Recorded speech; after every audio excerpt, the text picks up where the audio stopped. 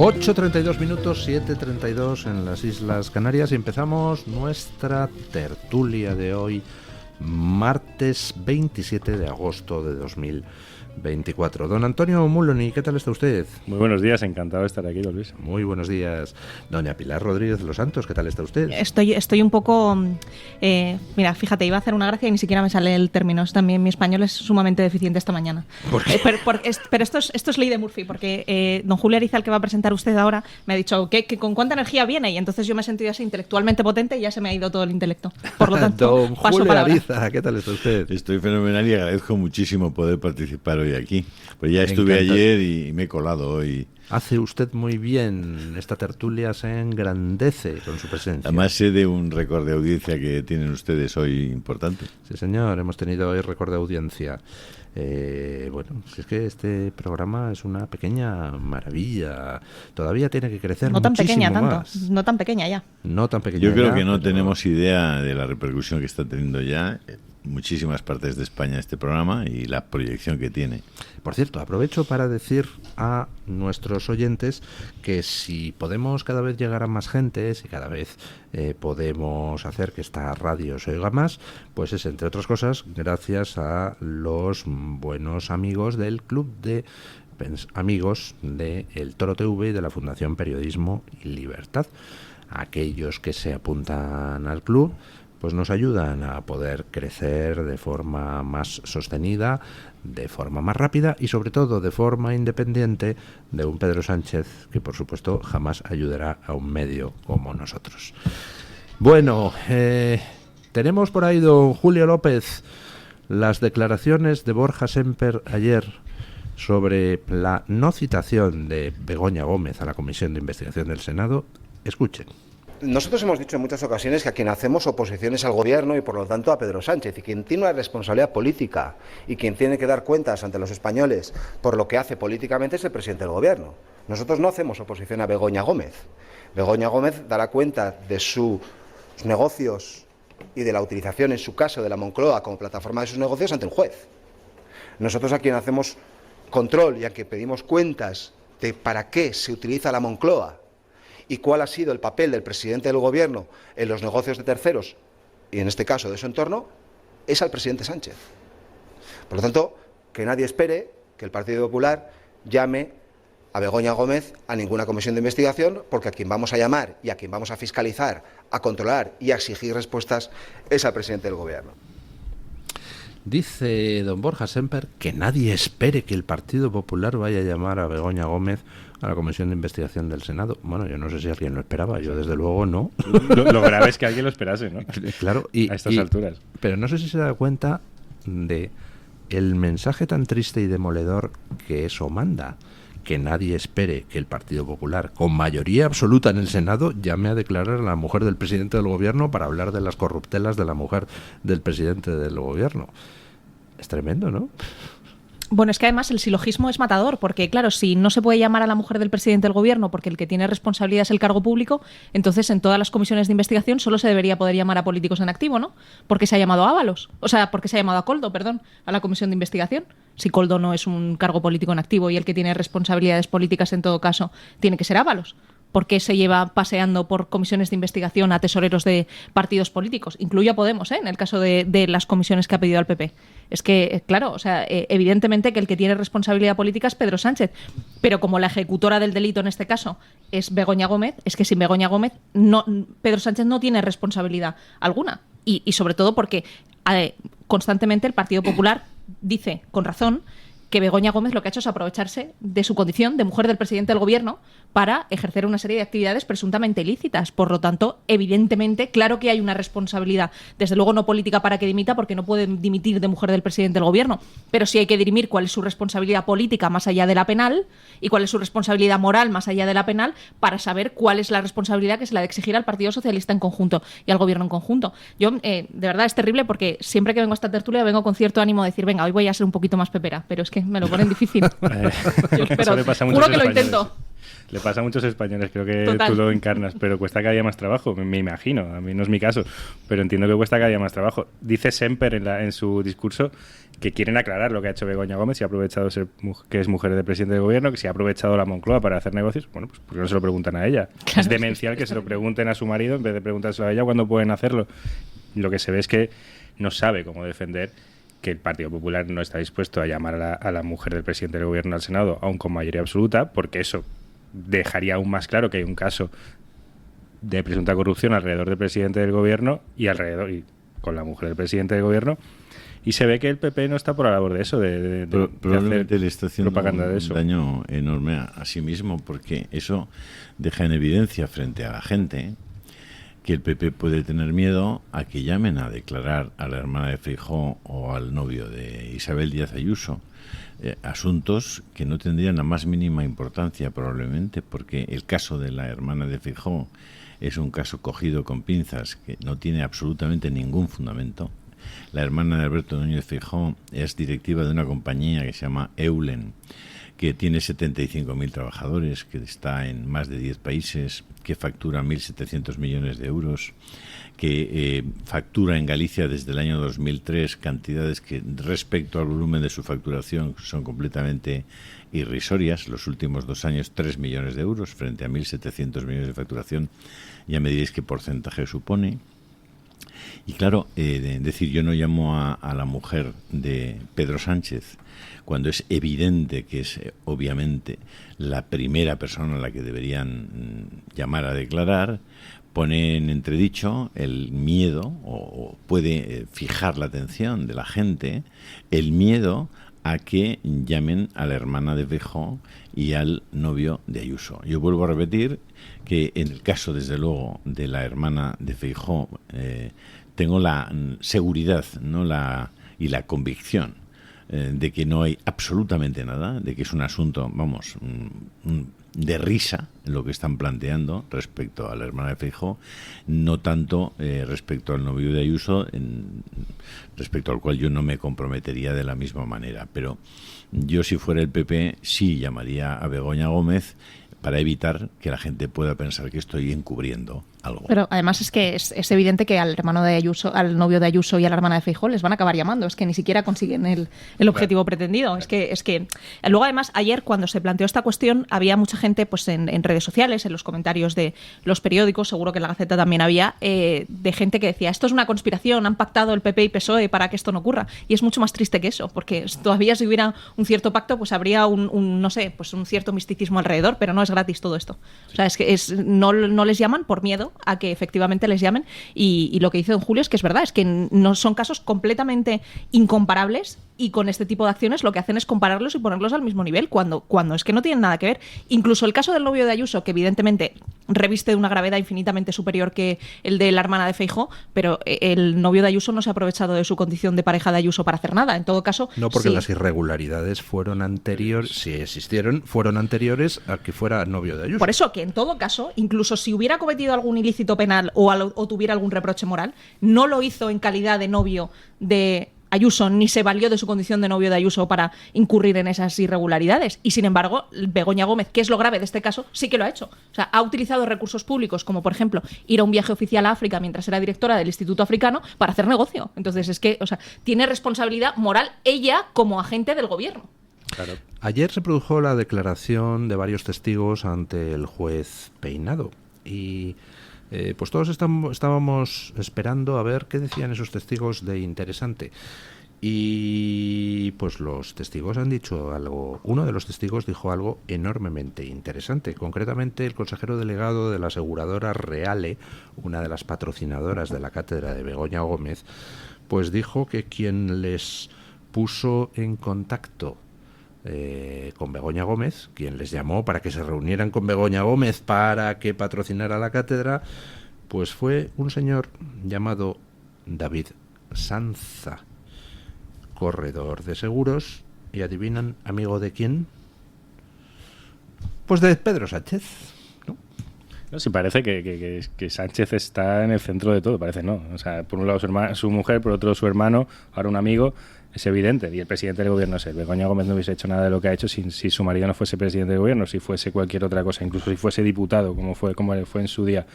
Pero yo no soy tan optimista. Yo intento, y me encaja mucho mejor cuando pienso que el Partido Popular no hace estas cosas por miedo, sino porque es, y llevamos ya 40 años de experiencia, la muleta del Partido Socialista. El Partido Socialista es el partido de Estado en España, es el partido que decide por dónde va política y moralmente en nuestro país, y siempre hay el otro partido, que lo sustenta. Se ve en todo Occidente, en toda Europa se ve cómo hay un partido, normalmente la izquierda ha sido el que ha empujado, y hay otro que ha apoyado. Y aquí, bueno, ha habido ejemplos, ¿no? Ha habido mayorías absolutas del Partido Popular que han servido para apuntalar el andamiaje ideológico planteado por el PSOE para no cambiar nada, y los casos de corrupción más graves, el caso de Roser en Andalucía, no han sido llevados hasta el fondo porque el Partido Popular así lo ha permitido. Cuando pasa al revés, esta mañana decía usted, don Luis, que hiciésemos un ejercicio si estuviese Vox con mayoría absoluta en el Senado, si hubiese ido Begoña Gómez, si hubiesen aprobado la amnistía, y si estuviese el PSOE. Y si fuese al revés, ¿no llamarían a la mujer del presidente del gobierno, de Feijóo en este caso, o de Rajoy antes? Sin ninguna de Estaría las allí dudas. 2 semanas viviendo en el Senado la mujer del presidente del gobierno del Partido Popular. Aunque hubiese casos de corrupción del PSOE que pudiese sacar el PP, estaría constantemente en el foco la esposa del presidente del gobierno del Partido Popular si fuese al revés.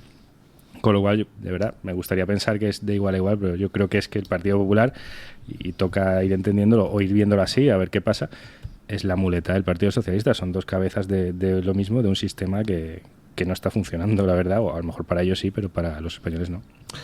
Bueno, de todas formas, pues, en fin, los esfuerzos baldíos provocan melancolía. Sí, pero Así no por que- ello hay que dejar de decirlo, porque es que luego esto lleva a la desesperanza de muchísimos españoles que luego empiezan a buscar soluciones creativas para solucionar este tipo de problemas que al final son peores. Entonces, luego también es que con esta cuestión, de verdad, yo me temo muchas cosas, o sea, estoy entrando en toda una serie de teorías de la conspiración que son Me encantan infundadas. las teorías, cuente. No, pero claro, es que uno empieza a preguntarse en plan de, oiga, es que, y sí hay algo de verdad detrás de lo de la mujer de Feijóo, del novio de Ayuso, de algo así. O sea, ¿este miedo por qué?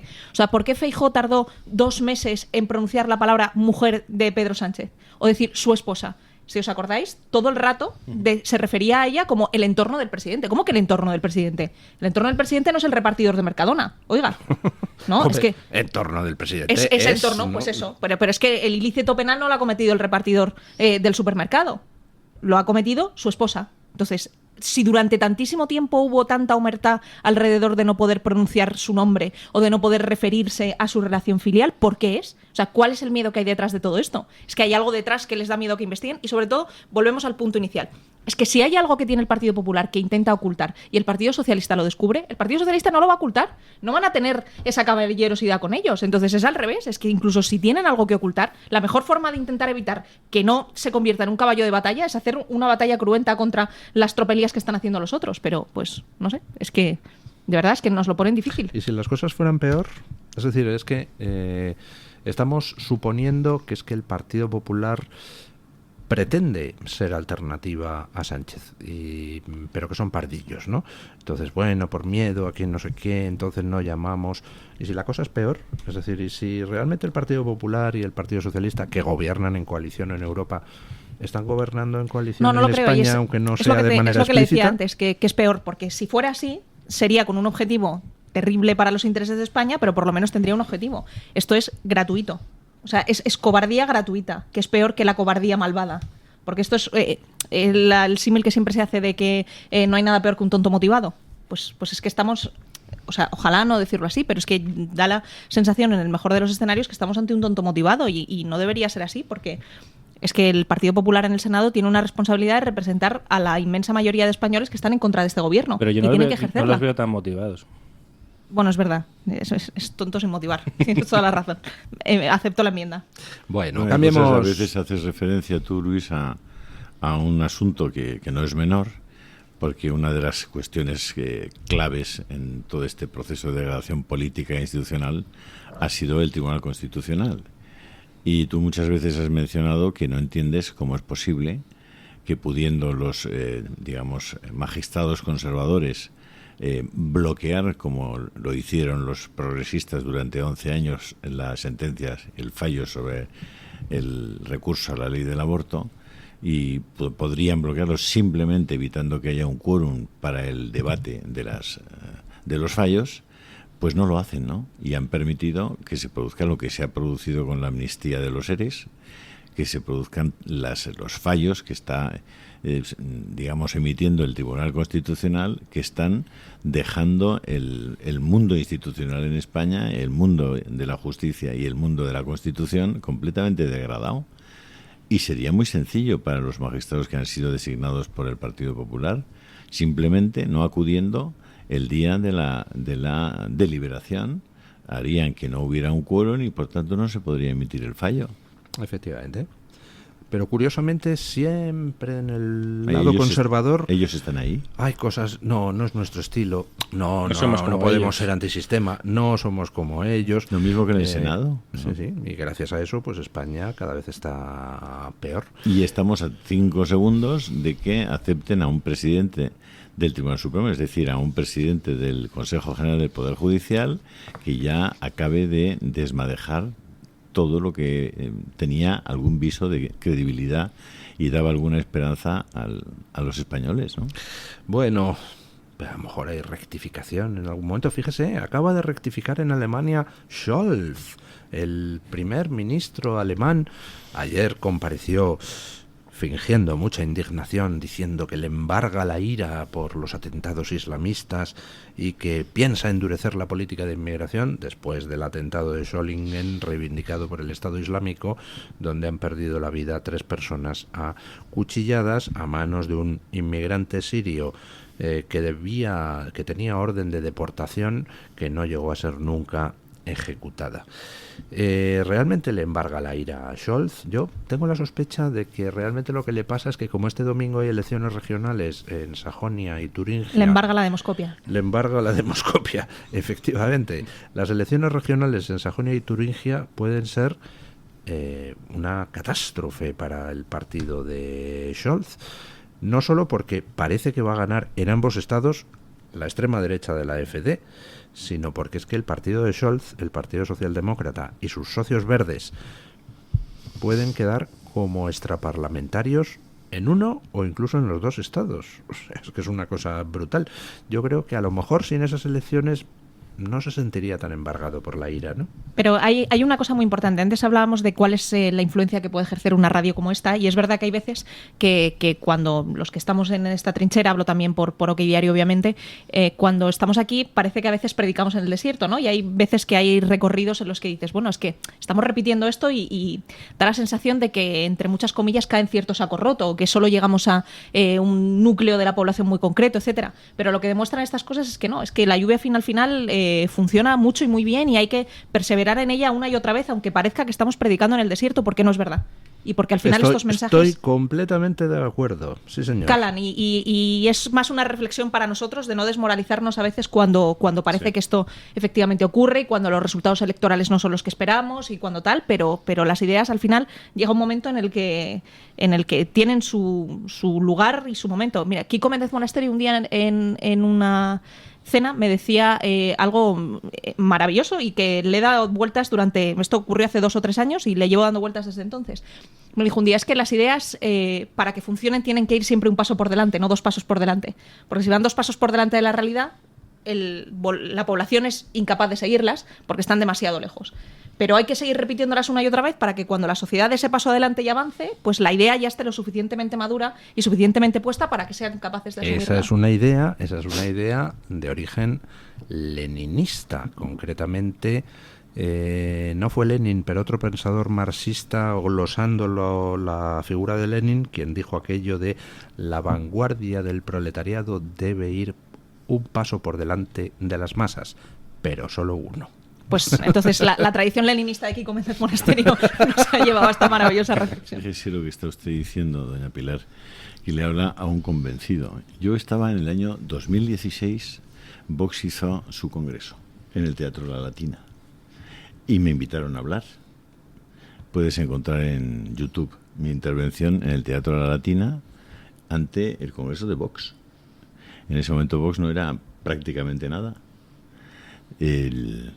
Porque Vox eclosiona en 2018, ¿no? Sí, en diciembre. La construcción de Vox se hace a partir de una serie de personas. Te doy algunos nombres. Juan Flúger, no sé si te suena. Rosa Cuervas, no sé si te suena, Kiko Méndez Monasterio, no sé si te suena, Gabriel Ariza, todos los que en ese momento pasan a formar parte, digamos, de la junta directiva de Vox, estaban en esta mesa de contertulios en Radio Inter. Javier Ortega, por ejemplo, Mazali Aguilar, Iván Espinosa de los Monteros, que era también en ese momento contertulio de Radio Intereconomía. Es decir, prácticamente todo el staff directivo, Javi Torres, todo el staff directivo de Vox, nos desnudaron enteros a este grupo de comunicación para construir Vox. Y ahora hay quien dice y se queja de que nosotros tengamos alguna buena relación con Vox. Pero si salieron todos de esta casa. Si son nuestros hijos. Sí, hombre, don Luis, son nuestros hijos. Por cierto, es que me hace mucha gracia. Dice, joder, fíjate si yo creo en la lluvia fina. Que mucha gente totalmente. nos decía, pues fíjate, no sé si Gaceta también os suena. Es decir, de esta casa ha salido porque creíamos que la lluvia fina funcionaba y fijaros si ha funcionado. En el Teatro de la Latina podían los que estaban en ese momento en Vox podían ir, como decían, en un taxi. Acabaron con 52 escaños y hoy Vox es el tercer partido de este país. estamos... Es un ejemplo perfecto. la verdad. ¿Recuerda usted esa comparativa? Puedo darte más nombres, de los que trabajaban aquí, que me iban vaciando. Y yo les decía, pero vamos a ver, no me fichéis a nadie más. O sea, por favor, me fueron vaciando la empresa. Le han fagocitado. Sí. Y hay quien sale por ahí diciendo, no, es que estos tíos mandan. ¿Está usted tonto o qué pasa? Sí. ¿Recuerda usted la foto aquella, la comparativa de fotos aquella, que es genial, donde se ve a Santi Abascal en un banco en Sevilla, él solo con un megáfono Sí. en 2015, Y tratando tanto. de hacer campaña electoral, Y tanto. luego comparado Y con tanto. pues los Viva 20, Viva 21, Viva 22? Es que si nos ponemos a pensar, dices, estamos en 2024, Vox nace en el 2014, Sí, señor. pero hasta el 2018 no se come un colín. En Nada diciembre de de nada. 2018, Pierden las elecciones europeas a las que se presenta Alejo Vidal Quadras por 3.000 votos, Sí, sacaron señor. 320 y tantos mil, y por 3.000 no sacó el escaño Alejo Vidal Quadras, y en ese momento Iván Espinosa de los Monteros dimite como secretario general de Vox, que lo era, y dice que no vale la pena seguir y que bueno, que hay que cerrar el chiringuito. Y a partir de ahí, si queréis, os puedo contar el resto de la historia porque la viví muy de cerca. En diciembre de 2018 eclosiona Vox, con lo cual dices, oye, es que hace menos de 6 años Vox no existía políticamente. Así es. No tenía ni la más mínima Así relevancia. Pero luego pues hay gente diciendo, es que tal, es que no crece lo suficiente. Pero chico, tranquilidad, hay más días. No, pero que el longanizas. mérito enorme es este periodo que contáis, desde 2014 hasta 2018, el ser capaces de, habiendo tenido ya un resultado malo, el ser capaces de entender que eso merecía la pena y de seguir batallando esas ideas que luego se han convertido en transversales, porque de hecho... ¿Sabes por qué se siguió?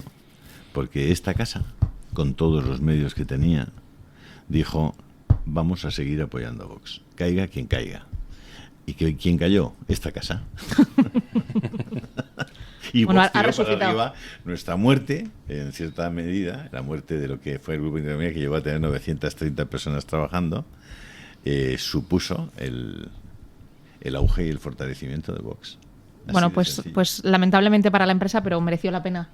Hombre, claro que mereció la pena porque nosotros siempre creímos que había un montón de temas de los que la gente ya no iba a volver a hablar ni iba a volver a debatir en este país y se han vuelto a poner sobre la mesa temas que eran imprescindibles para el debate público.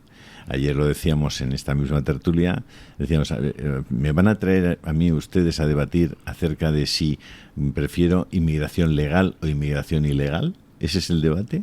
¿En España alguien puede debatir seriamente sobre si quieren inmigración legal o inmigración ilegal? ¿Están ustedes tomándonos el pelo? Pero bueno, hay un montón de temas que la ventana de Overton ha ido desplazando de tal manera que muchas personas con sentido común, sensatas, inteligentes, formadas, hoy no son capaces de ver con la claridad con la que lo veían hace 10 o 15 años y están completamente ofuscadas por una manipulación informativa que hace que no haya un criterio ni sea posible un régimen de opinión pública libre. Pero también al revés. Tenemos por ahí las declaraciones de Maduro que hemos puesto en las noticias de don Julio, porque don Julio se está tirando aquí el pinflis de ¿Por tal, qué ¿no? dice De que, usted eso? en realidad, don Julio lo que le pasa es que hace ceremonias satánicas como Elon Musk, Hitler y Mussolini. Escuchen a Maduro. Los pactos ocultistas, satánicos, esotéricos de Mussolini son conocidos en la historia de Italia, pero han sido ocultados adrede. Los pactos satánicos de Hitler y las sectas del que él formaba parte y los juramentos de las sectas que ellos formaban parte. Y todo se ha salido a la luz por los pactos satánicos de Elon Musk y de todo este grupo, por las prácticas también ocultistas, satánicas y más allá del fascismo venezolano, hoy por hoy, de la dirección del fascismo venezolano. Y ahí... Bueno, en fin, lo decía en las noticias, si no fuera porque es un torturador, un asesino, un ladrón y un golpista, y eso está haciendo al pueblo venezolano sufrir de manera indecible, pues sería para estarse partiendo la caja todo el santo día de este puñetero payaso, que dice que Elon Musk se dedica a las ceremonias satánicas. Será imbécil el tío. Pausa publicitaria. Está harto de que le hagan esperar al teléfono, de que no le expliquen las ventajas de la contratación en sus seguros. Ahora puede contar con Incos. Le damos un trato personalizado y le ofrecemos un ahorro en sus seguros. Así que no espere más y llame a Incos al 91 032 69 47. Festival Internacional de Circo de Castilla y León. Del 29 de agosto al 1 de septiembre en Ávila. 31 compañías de 8 países, más de 300 actuaciones con 6 estrenos en España. Más información en circocil.es, Junta de Castilla y León. ¿Sabes que hay 30.000 muertes en España por infartos? ¿Sabes que por cada minuto transcurrido las posibilidades de sobrevivir disminuyen en un 10%? ¿Y sabes que una ambulancia de media tarda en llegar a nuestra casa entre 10 y 12 minutos, produciéndose 3 de cada 4 infartos en nuestro hogar? Por todo esto nace el proyecto Protege tu Vida. Tu hogar cardioprotegido con el mejor desfibrilador y de fácil uso. Ponlo en tu casa. Pide información al teléfono 900-730-061. Recuerda, el desfibrilador que salva una vida. Infórmate 900-730-061.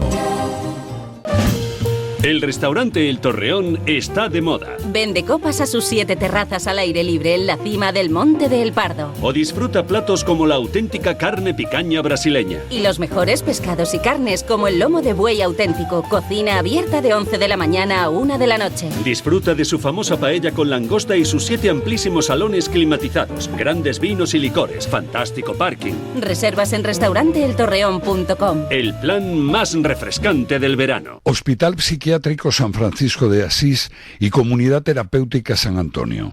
Infórmese en el 952 20 14 64 de Málaga o en www.hospitalsanfrancisco.com.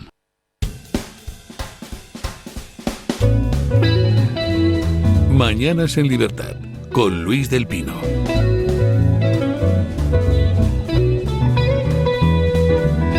Pues hablando de Elon Musk, que diría el payaso asesino de Maduro,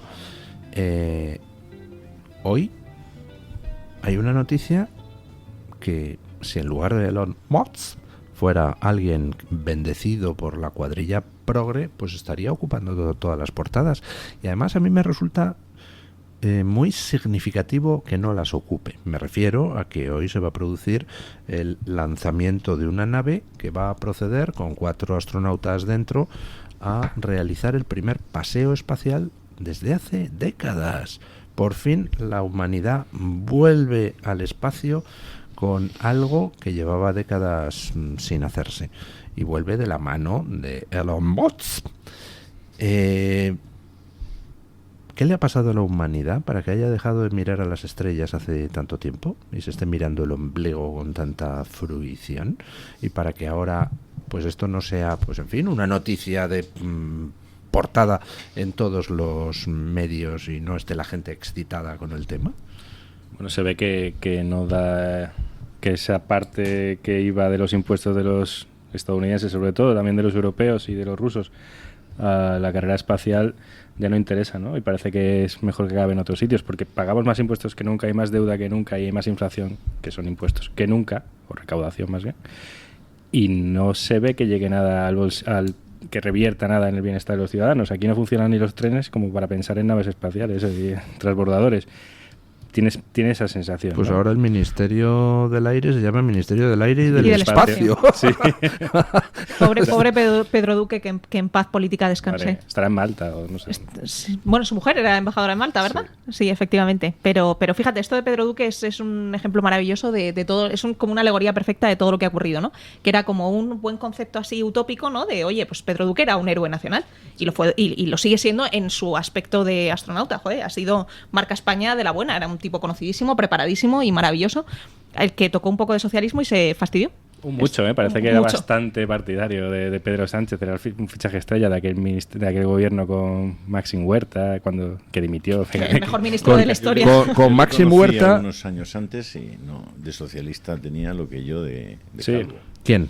Duque. Pedro Duque. Luego quizás se asomó al mundo de la... Estaba muy convencido. Un ratito y tal. Y... Bueno, más bien se colocó bien, sí, ¿no? Sí. Pero es una pena que un personaje tan transversal, porque lo era, y a todo el mundo le encantaba y era... Estupendo. Sí, además lo parece. Que de repente toque un poco de esto y nos lo hurten como símbolo nacional. Es terrible. Para encima maltratarlo de esa forma, porque le echaron a la primera en la primera crisis de gobierno con Ábalos. Murió en combate. Por cierto, Maxim Huerta no se llama Maxim Huerta, se llama Máximo Huerta. Toda su vida se había llamado Máximo Huerta, pero cuando entró en la televisión pública valenciana le dijeron, no, eso no es suficientemente valenciano, así que a partir de ahora te llamamos Maxim Huerta. Horta, y entonces, Maxim Horta. Y entonces resulta que tuvo que estarse llamando Maxim Huerta hasta que dimitió de ministro con Sánchez. Y vuelve a ser Máximo ahora. Vuelve a ser Máximo, que es lo que había sido toda su vida, ¿no? Pero... Pues mira, hablando de gente que es buena persona, yo creo que este pobrecito le hicieron una faena descomunal. Completamente de acuerdo. Con independencia de sus ideas, le hicieron una faena descomunal, con un grado de hipocresía suprema, porque es incomparable lo que él tenía, que era básicamente una revisión de Hacienda, como le pasa a un porcentaje elevadísimo de españoles, y le hicieron pagar el pato para tenerle como símbolo, y es una faena porque fue una humillación absolutamente terrible e innecesaria. Igual que Ábalos, yo creo que es el mismo caso. Más o menos, sí. Otra víctima, sí. De hecho, hubo dos dimisiones al principio del gobierno de Sánchez. Una fue Máximo Huerta y otra una señora que se llama Carmen Montón. Es verdad. Que como ella sí es del PSOE, acabó de embajadora ante la OEA en Washington, viviendo de maravilla, mucho mejor que de ministra. A Máximo Huerta lo devolvieron o el día que sepamos la cantidad de gente que vive de maravilla. Bueno, Leire Pagina hasta hace nada seguía en Nueva York, gracias a que hay un montón de gente que no saben que hay cantidad de gente que gracias a ellos viven de maravilla. Pero yo creo que ni siquiera debe de existir un censo de cuánta gente vive de maravilla. Vive de maravilla. No. ¿Para qué? Una vez. Bueno, Miquel Iceta está ahí en París ahora, ¿no? En la OCDE ahí a 400.000 al año. Ah, miren, ni lo sabía, pero vamos, se lo merece, hombre. Claro que sí. Debe estar un currículum impecable. Siempre nos quedará París. Está entre los organizadores de los juegos, exacto. Recuerdo que una vez leí un libro maravilloso. ¿Recuerdan ustedes ese libro bestseller sobre gestión de empresas que se llamaba En busca de la excelencia? ¿No les suena ese libro? No, que eran casos de autoayuda de estos. No, eran casos empresariales de 10 empresas excelentes y por qué habían llegado a ser punteras, ¿no? Y era muy bueno el libro, un libro, no recuerdo quién era el autor americano. Y aquí en España pues salió un libro al calor de ese que se llamaba En busca de la excrecencia. Y entonces explicaba las tácticas para sobrevivir en las empresas y decía que la fundamental, es que no sepan nunca que estás trabajando para ellos. Tienes que pasar desapercibido en la empresa. O sea, el máximo éxito en la empresa es conseguir no tener ni un despacho. Desde luego en el servicio militar lo era. Bueno, pues ahora tenías mismo... que pasar desapercibido o estabas jodido. Pues ahora... Tiene usted que poner ahí la contribución monetaria. Pues ahora mismo yo creo que debe de haber como, yo qué sé, 30.000 tíos colocados en distintos puestos nacionales e internacionales intentando pasar desapercibidos para que nadie sepa que están viviendo del chollo a costa de los españoles. Y consiguiéndolo. Y yo creo que habrá como 10 ministros que también lo consiguen y lo hacen. O más. El día que alguien, por ejemplo, cuente que es la obra pía de la Embajada de España ante la Santa Sede en Roma. ¿Qué es la obra pía? Bueno, seguirá y... La obra pía es una institución benemérita, benéfica, presidida por el embajador de España ante la Santa Sede, que dispone de entre 40 y 70 apartamentos, muchos de ellos en Piazza Navona, que puede alquilar a quien quiera, por precios razonables. Y el día que alguien simplemente coja la lista de todos los pisos que tiene la obra pía en Roma y diga a quiénes les tienen alquilados los pisos, hablo de apartamentos de 300 metros cuadrados en Piazza Navona, enfrente de Borromini. Un zulo, ¿no? Un zulo. Ahí, sí, ahí, por ejemplo, estuvo mucho tiempo viviendo Indro Montanelli, en uno de esos apartamentos de la obra pía. Pero bueno, que hay muchísimas cosas que desconocemos y que simplemente son chollos para los amiguetes, los amigos. Por eso el poder es tan atractivo. Tienes la posibilidad de hacer feliz a muchísima generoso. gente. Sí, es todo altruismo en realidad. Eso decía, sé generoso, hijo mío, con la riqueza, con lo ajeno. En fin, nos estamos riendo, pero es muy triste lo que estamos comentando. Bueno, o sea, cada día en Venezuela sí, con ese tío, imagínate lo que 2.000 tíos en la cárcel que estaban siendo torturados. En fin, pues imagínate. Bueno, pero ¿a quién le importa? Siempre nos quedará pues el hacer turismo por España, por ejemplo. Pues a usted le gustan los deportes de riesgo. Pues a partir de ahora puede ir al País Vasco y entonces ya sabe que ahí no se detiene a las personas que te amenacen con un cuchillo, porque se considera delito leve y entonces, pues para qué molestarse en detener a alguien si eso no tiene pena de cárcel. Con lo cual, si usted va al País Vasco a tomarse unos pinchos, pues entonces le sale alguien con un pincho y nadie... Pinchos, efectivamente. Por ahí vamos a ir muy bien. Sí. El País Vasco es el paraíso de los pinchos. Sí, señor. No sé, pero a mí me parece esto absolutamente demencial. ¿Cómo es posible que en una región de España, a partir de ahora, se pueda esgrimir un arma blanca, por ejemplo, para decirle a alguien, dame la cartera o desnúdate, y no se puede detener al sujeto? Se han podido hacer tantas cosas en el País Vasco durante tanto tiempo con total impunidad que esto ya es casi broma. Pero de todas formas, volvamos a lo que vimos la semana pasada, que es esencial para entender el grado de degradación de la sociedad vasca y además por qué se lo merecen. El otro día en el chupinazo de las fiestas de Bilbao no había ni una ecurriña.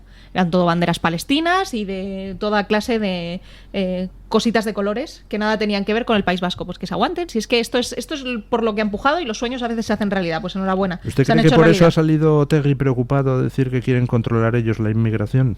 Hombre, es que esto de desespañolizar tiene un riesgo y es que se te van los españoles, que también son vascos.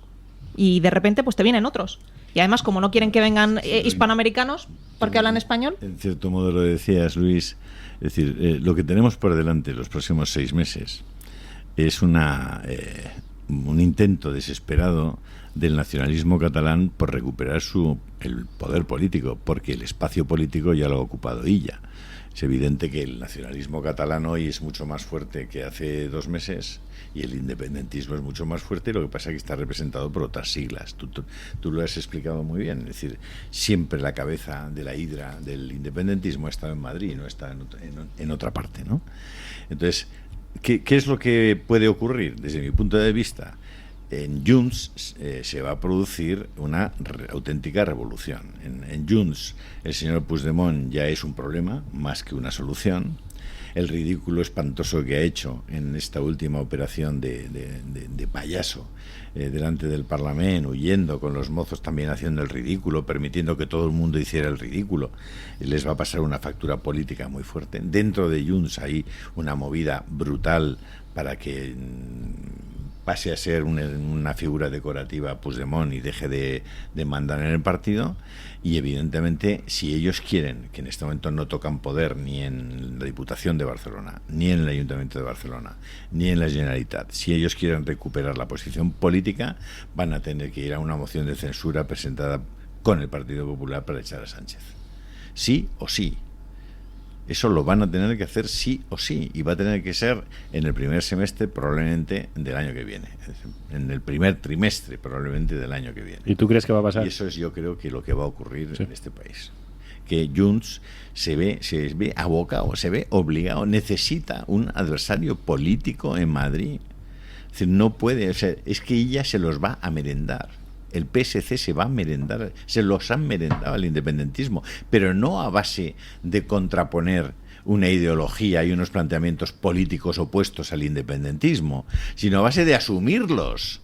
A base de asumir. No se va a poder hablar español ni en el lavabo en Cataluña. Es decir, los que representen ideas distintas al independentismo no tienen ninguna chance ni para ser funcionario en Cataluña, ni para tener ninguna oportunidad profesional, ni para vender algo a la Generalitat, ni para ser significado en ningún tipo de homenaje público, de premio, de distinción, tal. Eres un paria.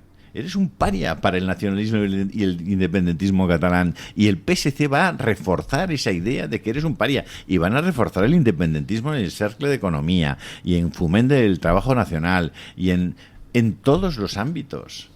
¿Pero a cambio de qué? A cambio de que Sánchez tenga 25, 30, no sé cuántos escaños asegurados en el Congreso de los Diputados desde Cataluña. Es decir, Cataluña está arrastrando desde hace mucho tiempo y ahora ya es la locomotora del arrastre del desastre a donde va la política española. O sea, sin Cataluña, España estaría completamente liberada. Lo que pasa es que no podemos renunciar a nuestra tierra y es nuestra... y a la gente que está ahí. No estaría liberada. Sin Cataluña, España no sería España. Claro. Si los políticos catalanes. Claro. Pero es que los políticos catalanes son una mayoría. Oye, estamos hablando de PSC más Esquerra más Junts, ¿eh? Sí. Cuidado, ¿eh? Estamos hablando del 80%, ¿eh? Más parte de Sumar. Más parte de Sumar, más del 80%. Cuando empezamos la Reconquista estábamos solo en Asturias y fíjese, 800 años tardamos, pero lo conseguimos. Ahora gana el PSOE en Asturias. Señor. Alcoyano se llamaba, ¿no? El Alcoyano, sí, lo de tienes más moral que el Alcoyano, que eso es una anécdota real. El Alcoyano subió a Primera División un año, nadie se explica cómo, pero el caso es que subió a Primera División. En la primera jornada creo que le marcaron 11-0. Bueno, pero en llegó la o no segunda 9-0, en la tercera Fantástico. 7-0, en la cuarta 12-0. Y antes de la quinta jornada entrevistan al entrenador y le dicen, bueno, ¿cómo encara este quinto partido después de estas 4 goleadas? Y dice, bueno, es un quinto partido difícil, dice, pero los muchachos están con mucha moral. Y entonces de ahí viene lo de más moral que el Alcoyano, ¿no? Bueno, cosas peores han visto. El Gerona, mira la temporada pasada. Si es que al final... Bueno, pero el Gerona estuvo bien la temporada pasada. Gerona estuvo ¿no? fenomenal la temporada pasada. Fenomenal. Un poco de petrodólar ahí para ayudar, pero... Exacto, sí. Un poco de petrodólar, pero bueno, oye, nadie dice que el Alcoyano no le puedan dar ayuda divina.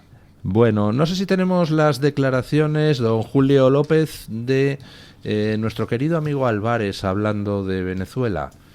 Pues si nos las puede poner... El presidente Rodríguez Zapatero lleva haciendo una labor que yo ya lo dije también en el Senado. El gobierno, desde luego, valora y aprecia desde hace muchos años. ¿Pero lo hace en nombre del gobierno de España? Lo hace en nombre propio, como expresidente del gobierno de España, y ha estado en la observación electoral a invitación de la Comisión Nacional Electoral venezolana. Bueno, no solo alabó ayer a Zapatero, sin comprometerse con las gestiones que está haciendo, porque dijo que las hace a título personal, pero se negó a criticarlas.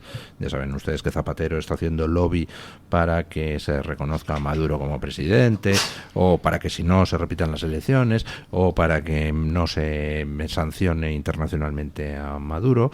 No solo no le criticó Álvarez, pero además se negó a calificar de dictadura la dictadura venezolana, porque dijo que bueno, que no, él no está para hacer politología, y se negó a reconocer que la oposición ha barrido en las elecciones. Dijo que no sería prudente, no sería responsable reconocer la victoria de la oposición en estos momentos. Vamos, que el gobierno español deja tirada a la oposición venezolana, cosa que supongo que no es sorpresa tampoco para nadie, ¿no? Bueno, el gobierno es una sucursal del régimen de Maduro. El gobierno de España, sobre todo el Partido Socialista, bueno, todos. ¿Y qué van a hacer? ¿Qué va a decir Álvarez? ¿Va a reconocer el resultado de las elecciones, que por otra parte yo soy partidario de dejar de hablar de las elecciones. Un tirano no convoca elecciones para perderla, es un tirano y da igual que hubiese tenido el 100% de los votos, hay que echarlo del poder como sea porque no es un líder legítimo de Venezuela. Pero ¿qué va a hacer Álvarez, que es empleado de Pedro Sánchez? Condenar a la postura de Zapatero, que está blanqueando el régimen tiránico de Maduro, incluso atacando a sus víctimas. Y parece que lucrándose, parece. ¿Qué va a hacer? Enmendar la plana a su jefe, a Pedro Sánchez, que no se atreve a levantar la voz por los que están muriendo y siendo masacrados por Maduro y empobrecidos y huyendo del país, que son ya casi 10 millones de venezolanos los que han huido a donde han podido, no solo a Madrid o a Miami, a donde han podido. ¿O qué va a hacer? Enmendar la plana a su socio, a Sumar, cuando Monedero, que algún día le contestará sus 20 preguntas, por cierto, supongo. Seguro que sí. Seguro que sí. Cuando Monedero parece que se está forrando con la sangre de las víctimas de Maduro. Pero Álvarez es un empleado. Es muy interesante porque en realidad esto, cuando Álvarez salió ayer a dar esta entrevista y empezó a comparecer, el equipo de opinión sincronizada, convenientemente informada por Moncloa, venía instruida a través de una nota de prensa y de un briefing en el que lo que pretendían decir, de hecho hay muchos titulares de medios que fueron todavía por ahí, que la Unión Europea iba a tener una posición más dura con Venezuela a instancias del gobierno de España. O sea, que su intención primaria era intentar hacer una especie de equilibrismo en la que iban a decir que efectivamente lo que está pasando en Venezuela es terrible, que efectivamente España tiene una responsabilidad cultural, histórica y política con lo que esté sucediendo en Venezuela y que además España iba a liderar eso. Pero claro, ¿cómo se puede compaginar esta cuestión, que es una obviedad, que es que España tiene una responsabilidad histórica con Venezuela, con que tienes a Zapatero, que ahora mismo Zapatero no es un socialista cualquiera, no es un Felipe González para ellos, es que Zapatero es el gurú otra vez. Zapatero es el arquitecto. El arquitecto de verdad, pero además reivindicado, porque hay veces que uno es el arquitecto y bueno, le tienen un poco escondido para ver qué pasa. No, ahora es el gran gurú y el gran reclamo electoral. Entonces, ¿cómo compaginas esta visión en la que sabes que incluso la gente de izquierdas está escandalizada, o una parte reseñable de la gente de izquierdas, de los españoles de izquierdas, están escandalizados con lo que ocurre en Venezuela?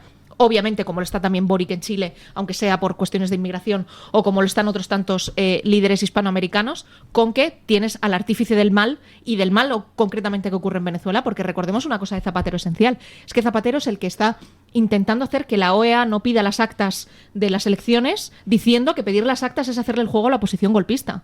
Es que esto ha ocurrido y ha sido portada en innumerables periódicos y aquí no pasa nada. Entonces, el problema es que el gobierno, como está tan atado de pies y manos por lo que hace Zapatero, que es su gran gurú, pues va a tener una posición que va a ser terrible, porque no puede ni por un lado apoyar a Maduro porque es burdo hasta para ellos, ni por otro lado desmarcarse de él porque sería hacerlo del padre de la patria socialista moderna. Entonces, bueno, la gente, lo de siempre. Yo creo que tiene que saber que no hay que engañarles, ¿no? En la política internacional prevalece el interés económico sobre los intereses de los derechos y las libertades fundamentales.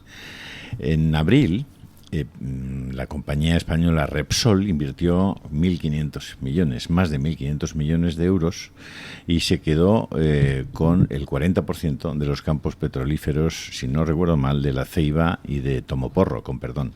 Tomoporro es el nombre de uno de los campos petrolíferos, no es una actitud personal. Bueno, pues se quedó con el 40% invirtiendo más de 1.500 millones. ¿Qué sentido tiene que España esté poniendo por delante la defensa de los intereses que pueda tener Telefónica, Repsol u otras compañías españolas en Venezuela, siendo el precio de ese respeto a esas inversiones la vida, la libertad, la honra de miles y miles de personas? ¿Qué sentido tiene eso? Es decir, ¿por qué los Estados Unidos, que por cierto tuvieron que darle la autorización a Repsol para esa inversión? Porque recordad que la exclusiva de las inversiones petrolíferas en Venezuela las tiene una compañía a la que le han ampliado hasta el año 2050 su presencia en Venezuela, y su exclusiva, que se llama Chevron, que es la compañía petrolífera más grande del mundo. Es decir, aquí estamos hablando de que hay una parte de cosas que nos permiten ver y hay otra parte, que es la más importante, de temas que no nos permiten ver, pero que son la clave en la toma de las decisiones. Y en el caso, además, del gobierno socialista y de Zapatero, hay otro argumento y otra cuestión que es tan importante o más importante, que es sus propios intereses económicos personales. los intereses de Moratinos, los intereses de Bono, los intereses de Zapatero, los regalos de diversa índole que han recibido estas gentes y otros que están a su alrededor. Recordad que el propio Raúl Morodo sigue imputado, recibió 15 millones de euros que se conocieron en Suiza y no ha habido ninguna resolución sobre ese asunto, y ni tampoco se tomó ninguna medida provisional como se ha tomado en otros muchísimos casos.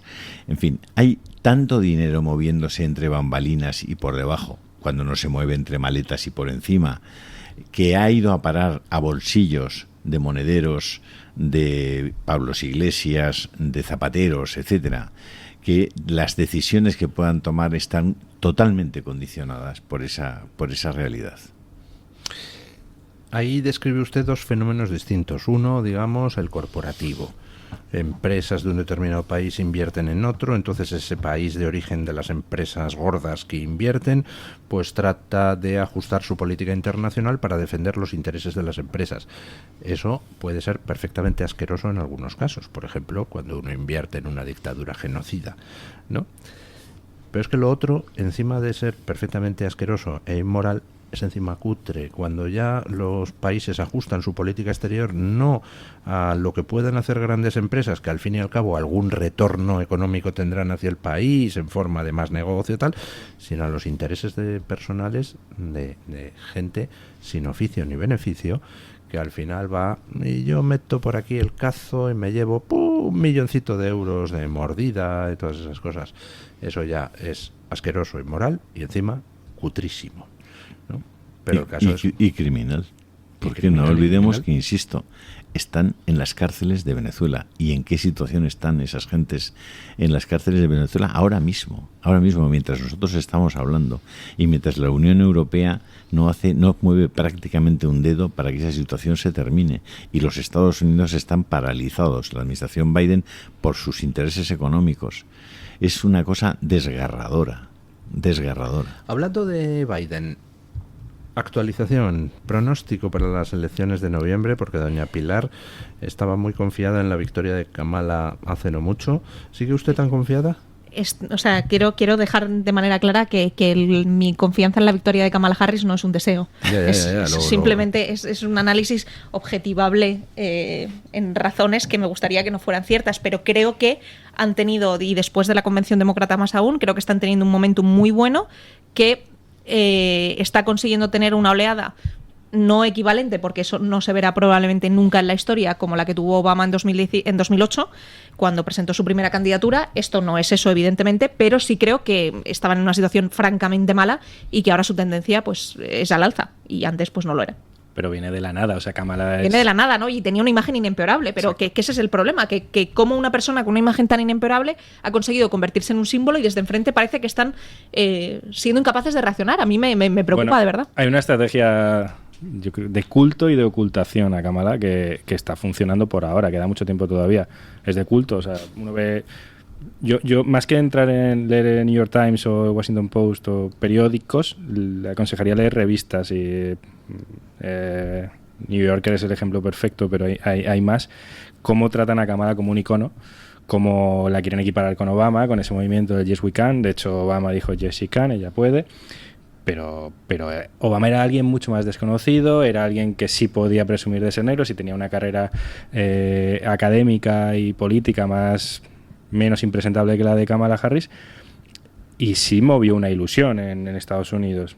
Sí movió un voto negro que Kamala no mueve, ni muchísimo menos. Es que aquí la ilusión probablemente no es ella, es un concepto abstracto. Yo creo que no hay ilusión, de verdad creo que hay un montaje de apariencia de ilusión que en la calle no existe. El votante demócrata votó a Biden más o menos, a Kamala la desechó en las primarias, ella renunció muy pronto, el partido la puso y ahora el partido ha dado una especie de golpe de estado cambiando lo que dijeron los votantes inscritos en las primarias y imponiendo a Kamala Harris. Y la otra parte es la ocultación. Kamala no habla de nada, no tiene ningún principio, no tiene ninguna opinión política sobre ningún tema, no tiene ningún proyecto de país, ni muchísimo menos. Su proyecto de país es parecido al de Biden, que es decir, el de las élites que están detrás, y no quiere ni debatir con Trump. Va a haber un debate por ahora, y vamos a verlo. El del día 4 lo han suspendido en sí, la Fox, queda el día 10 de septiembre por ahora. En la CBS. Que posiblemente se suspenda Que ya ha también dicho porque Trump Kamala que... Harris pretende cambiar ahora las Exacto. normas del debate, que en principio iba a ser como el debate que habían tenido Biden y Trump, que era un debate sin interrupciones, donde uno tiene el micrófono abierto, dice lo que quiera, luego es el turno del otro, pero no se pueden interrumpir porque les cortan el micrófono, y Kamala Harris ahora quiere que los micrófonos estén perpetuamente abiertos, ¿no? Después de haber pactado que no lo estuvieran. Entonces, bueno, pues Trump no se sabe si aceptará el cambio en las normas de debate. Lo ha dejado en duda. De hecho, si Kamala fuese tan buena como pretenden contarnos, podría invocar la enmienda 25, creo que es, decir que el presidente no está capacitado para serlo, que parece evidente, ¿no? Hace ya muchos años, antes de ser presidente, de hecho. Y el Senado, si no me equivoco, es la Cámara que tendría que aprobarlo. Y ser ella la presidenta. Bueno, pues tendría ahora, de aquí a noviembre, 3 meses para demostrar lo buena presidenta que sí, es. pero eso es ya entrando en el fondo, pero que el tema es que como todo esto siempre es guerra psicológica. Es todo sentimental, yo lo entiendo, pero es que luego está lo más importante, sí, que las elecciones, y diciéndolo muy claro, fueron manipuladas las últimas. Es muy fácil manipularlas, es verdad, en muchos estados. Yo vivía en Washington y podía votar, no hay que hacer nada muy raro. Uno puede votar varias veces, uno puede ir casa por casa recogiendo los votos de los vecinos y llevarlos. Eso es completamente legal y abierto al fraude, obviamente, pero pasaron cosas extrañísimas en muchos sitios. No hay que llevar ni DNI, ni pasaporte, ni nada para votar. Para empezar, casi nadie tiene pasaporte en Estados Unidos, ni DNI, ni carnet de conducir muchos. Entonces, con eso es muy fácil manipularlas. Ahora van a manipularlas, bueno, pues todos esos que llaman swing states, estados bisagra, pero a mí están me interesa... bastante tendiéndose a Kamala sospechosamente según las encuestas. Sí, pero que hay una cuestión evidente, y es que hay una dentro de la guerra psicológica. Pero eso es en las ciudades, Pilar, de verdad. De verdad, uno sale de las 4 ciudades de Estados Unidos y la gente no está. La gente en Estados Unidos yo sí creo lo que está diciendo Zuckerberg respecto a cómo se comportó el FBI en el momento en que se conoció el contenido del laptop, del ordenador de Hunter Biden, pues probablemente la gente también va a reflexionar. Es decir, yo no creo que todos sean completamente idiotas.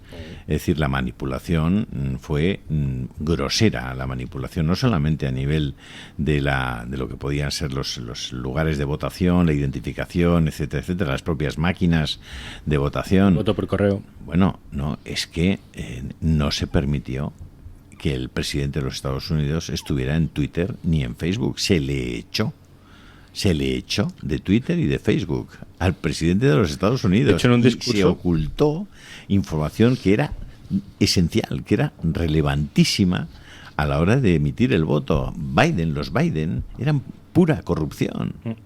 Son pura corrupción en Ucrania, en China, en sus negocios, en Rusia.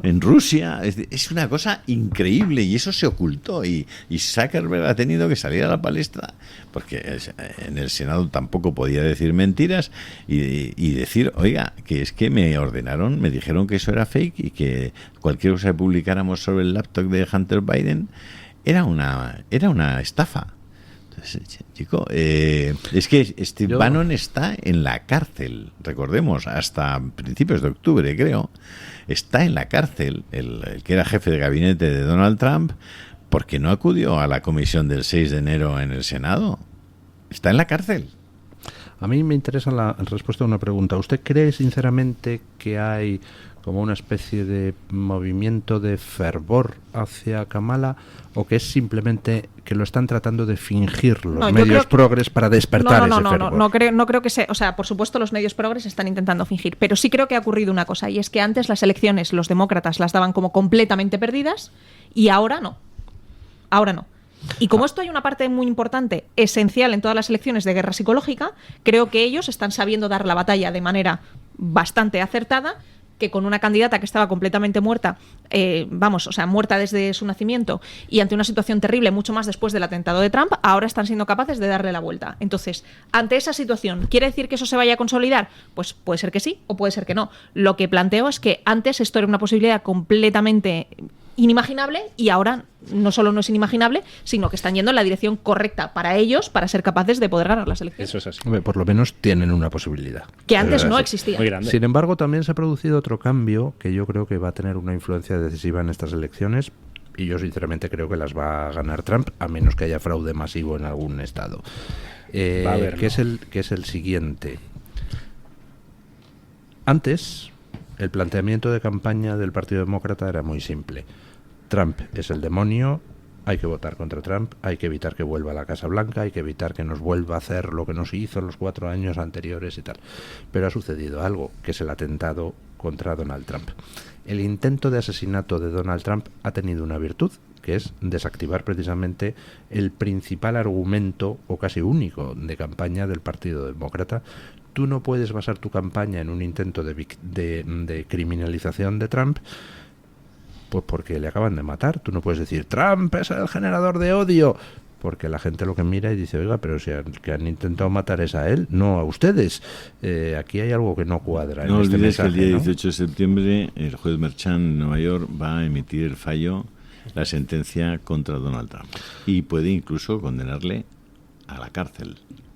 Bueno, eso es lo que mejor le vendría ahora. Yo creo que sería contraproducente para los demócratas hasta Totalmente. extremos insospechados, o sea, porque ya se percibiría como un intento a la desesperada por ganar las elecciones, ¿no? Así es, pero nos vamos a encontrar con una situación muy compleja el 18 de septiembre. Pues si el 18 de septiembre un juez, el juez Merchan, cuya hija resulta que trabaja para el Partido Demócrata, toma esa decisión contra Trump, pues Kamala está muerta políticamente. Bueno, va a ser se va a votar en un país aún más envilecido. O sea, el mes de octubre en Estados Unidos va a ser de verdadero enfrentamiento de odio, de vileza y de enfrentamiento. Dice por la campaña. Por la campaña, porque vienen unas elecciones en las que los demócratas tienen que movilizar sentimentalmente a todo el urbanita que puedan. Obviamente van a centrar su campaña en 4 o 5 ciudades, no más, y en 2 o 3 mensajes, y lo van a intentar con todas sus fuerzas. Lo de que a Trump ya no pueden deshumanizarle porque casi lo matan. Supongo que un demócrata le dirá que le sujete el cubata, porque me da a mí que van a volver por ahí y volverán con asuntos totalmente extrapolíticos, más personales. Incluida la guerra, ¿eh? Pensad en lo que está pasando en este momento en Kursk y en el Donetsk, porque Rusia está asestando en este momento un golpe durísimo a Ucrania y a la propia OTAN, ¿eh?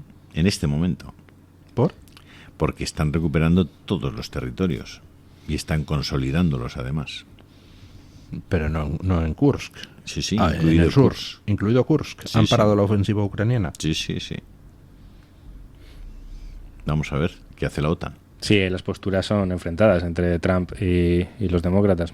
Totalmente enfrentadas. De hecho, entre Trump y parte de su partido, que no tiene apoyo popular. Mike Pence intentó ir a las primarias y en una entrevista con Tucker Carlson salió el tema de Ucrania. Tucker Carlson le hizo una pregunta, no sé si venía del público, le preguntó que por qué seguía pidiendo dinero de los impuestos de los estadounidenses que estaban hasta el cuello para gastarlo en Ucrania, y Pence respondió que a él le daba igual eso, que había que gastarlo. Ese día acabó su carrera presidencial. El estadounidense medio, especialmente el del fuera de las ciudades, no quiere saber nada de guerras fuera de su país cuando hay problemas que nunca ha habido. Problemas de inmigración ilegal. El apoyo de Robert Kennedy, es que eso es un punto importantísimo. Ha sido letal, porque claro, la familia demócrata por antonomasia de los Estados Unidos, el sobrino de JFK y el hijo de Robert, Sí, efectivamente. diga que va a apoyar a un republicano, y a un republicano como Donald Trump. ¿Ustedes creen que eso tiene efecto en el electorado? Sí. Bueno, ¿Sí? por lo menos lo que hace es que en los swing states, en los estados bisagra, pues el porcentaje de voto que podía mantener Robert Kennedy, pues que vaya en un porcentaje muy, muy elevado hacia Pero Trump. ¿a quién se lo iba a quitar? ¿A Kamala o a Trump? No, a Trump. A la abstención y a Trump sobre todo. Sí. Es un voto antisistema. Y de hecho el apoyo de Robert Kennedy a Trump denota el cambio de eje que para muchos estadounidenses ya hay. La derecha y la izquierda en Estados Unidos ya ese eje es bastante complicado hablar de ello. Los condados con renta per cápita más alta de Estados Unidos votan masivamente a los demócratas, que son supuestamente la izquierda, pero masivamente. 5 de los 6 están alrededor de Washington y el voto será 80% demócrata en cada uno de ellos. El otro creo que está en Nueva York y lo mismo. Eso ya no ocurre. Entonces Robert Kennedy tenía un voto antisistema, por simplificar mucho, y aunque sea el eje antiguo a la derecha de Trump, ese votante que iba a optar por Kennedy es muy difícil que acabe en Kamala. Podrá acabar en la abstención, pero mucho porcentaje acabará en Trump, de hecho, porque tiene el apoyo de Kennedy. Y en esos swing states, donde está la cosa ahí es por 10.000 votos, te llevas el estado y te llevas todos los votos en el colegio. Las encuestas le han dado la vuelta, ¿eh?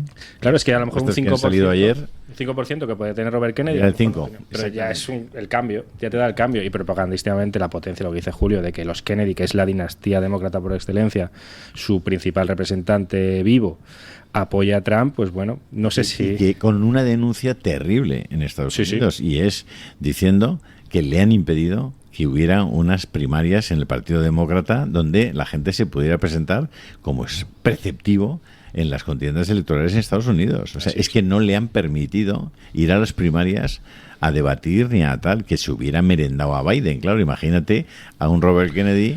Pues a eso me refería antes. No ha sido solo el Robert Kennedy, sino también Tulsi Gabbard, que fue candidata a las primarias presidenciales del Partido Demócrata, que ha sido vicepresidenta del Comité Nacional Demócrata, que ha sido representante en el Congreso del Partido Demócrata. También le ha dado el apoyo a Trump. Yo creo que en el lado contrario está pasando esto también. O sea, que quiero decir que... No, pero termino brevemente.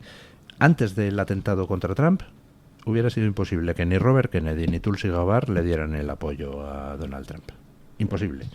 En el otro lado, sí, hay republicanos pues articulados en torno a la gente de Bush, etcétera, etcétera, que están dando el apoyo al Partido Demócrata, pero yo creo que tienen poco tirón entre los republicanos. No, están teniendo, o sea, hay un porcentaje muy relevante. Sí, esto, o sea, no es cuestión de hacer de abogada del diablo, simplemente es que sepamos que en el otro lado las cosas que están haciendo bien los republicanos lo están haciendo también bien los demócratas, o sea, que no es que no nos llevemos a ninguna sorpresa si de repente el primer martes de noviembre Kamala Harris es presidenta, porque es una opción perfectamente real y que hay ciertos movimientos que se están haciendo indudablemente. Hacia allá. Entonces, que esto no va a ser un 23 de julio en el que pues pasen las cosas que pasaron el 23 de julio. Yo creo que sí que hay un elemento que es muy importante, y es que hay una lucha completamente a muerte entre los distintos clanes del Partido Demócrata. Es decir, el Partido Demócrata hoy no presenta un perfil de partido unido en absoluto, mientras que el Partido Republicano sí.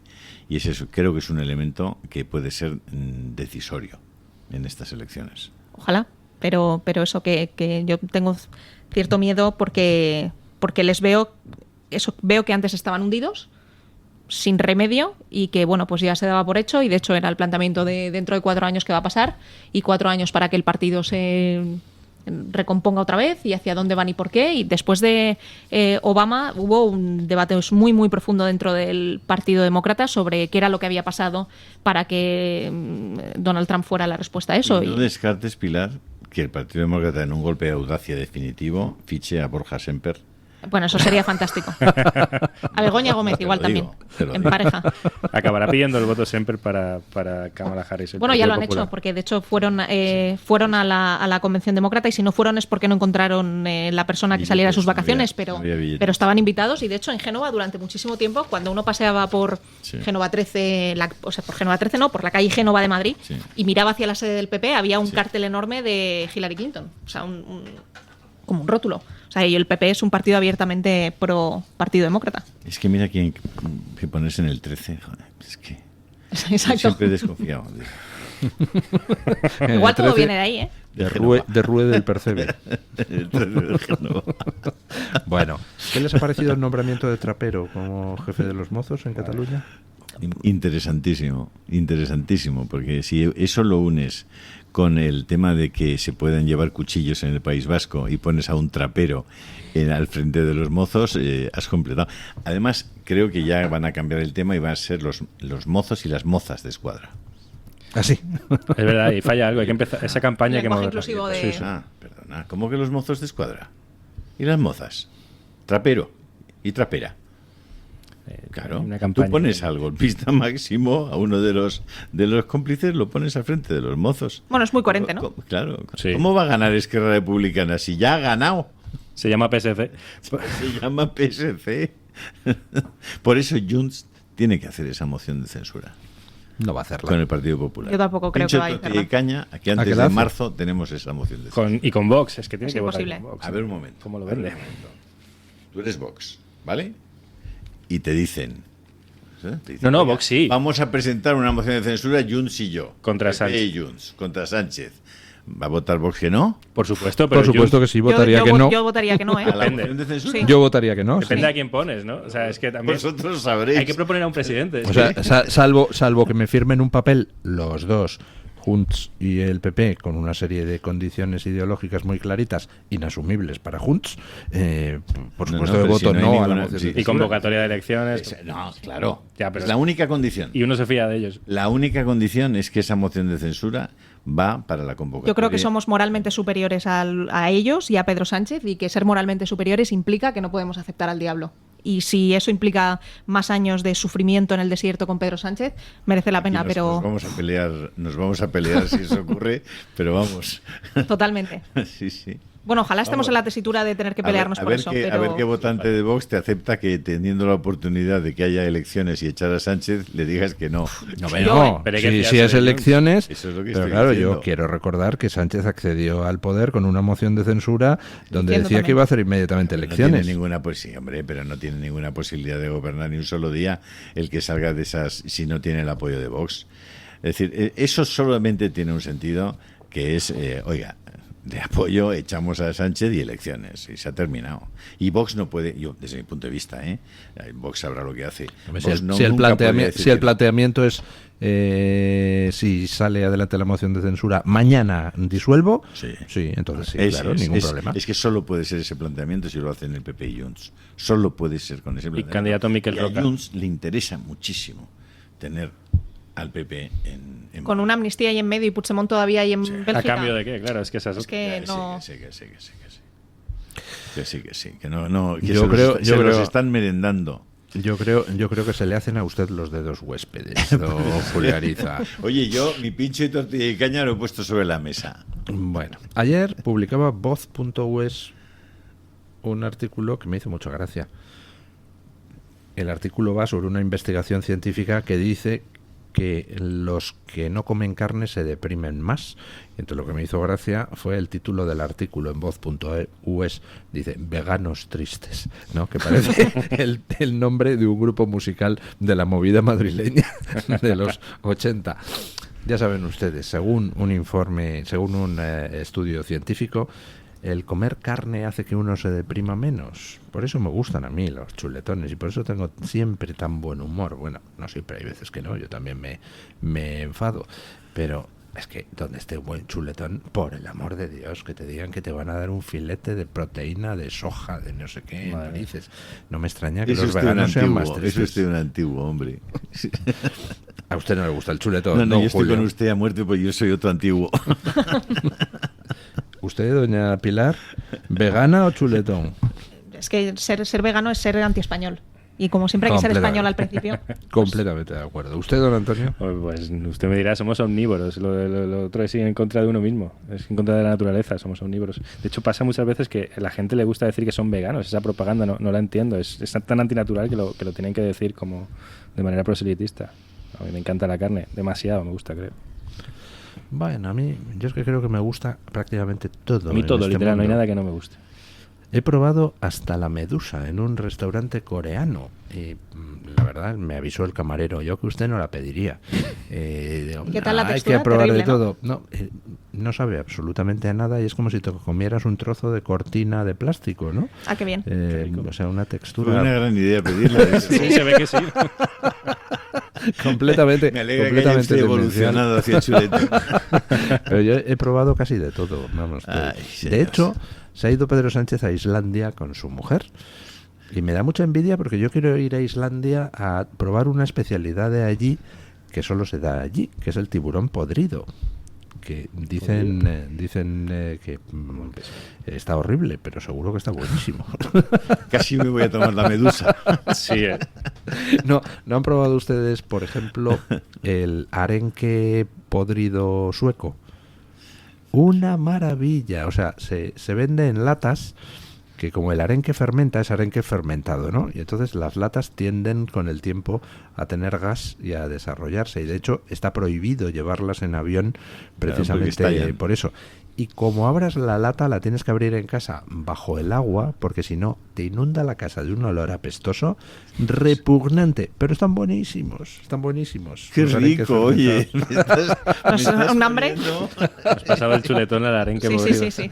Decadencia. A mí me gusta el arenque podrido, el chuletón en su punto, me gusta todo.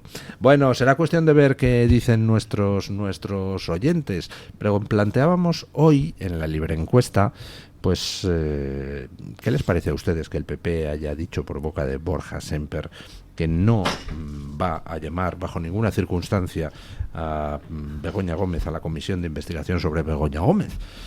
Si les parece, pues les dábamos 4 opciones: muy bien, bien, mal y muy mal. ¿Ustedes qué votarían, queridos? Yo he votado muy mal, pero faltaba lo normal. ¿Usted, don Julio? Yo le diría, ¿y por qué me lo pregunta? Yo voto en la encuesta nueva venezolana de don Antonio, yo voy a votar lo normal también.